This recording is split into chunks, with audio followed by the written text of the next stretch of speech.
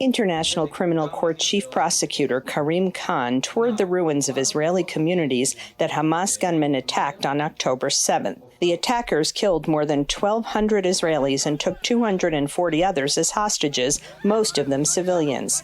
Khan listened to the testimony of survivors and family members of the hostages, calling the attacks serious international crimes that shock the conscience of humanity.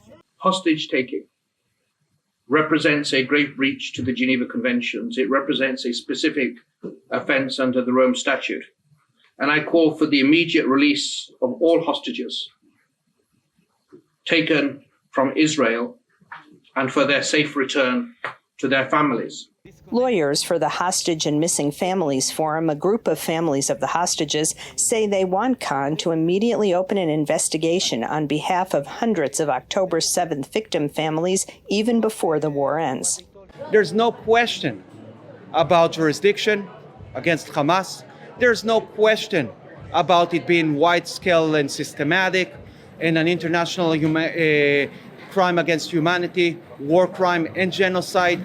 But Palestinians argue that it is Israel that has been violating international law by its military campaign in Gaza, which has killed more than 15,000 people, a majority of them women and children, according to the Hamas-controlled health ministry in Gaza. The legal situation, literally, it's war crimes, crimes against humanity. There is ethnic cleansing, genocide taking place in the Gaza Strip. What's going on, rule of jungle, not the rule of law. ICC prosecutor Khan addressed Palestinian war crimes claims against Israel when he met with Palestinian Authority leaders in the West Bank town of Ramallah. But many Palestinian human rights organizations boycotted his visit, accusing him of favoring Israeli claims over long-standing Palestinian charges. I've also spoken to individuals that have lost their families, loved ones, children, wives, parents in the rubble of Gaza. I have made it crystal clear. The law is not some cosmetic adornment that can be disregarded. It's a fundamental requirement that must be complied with.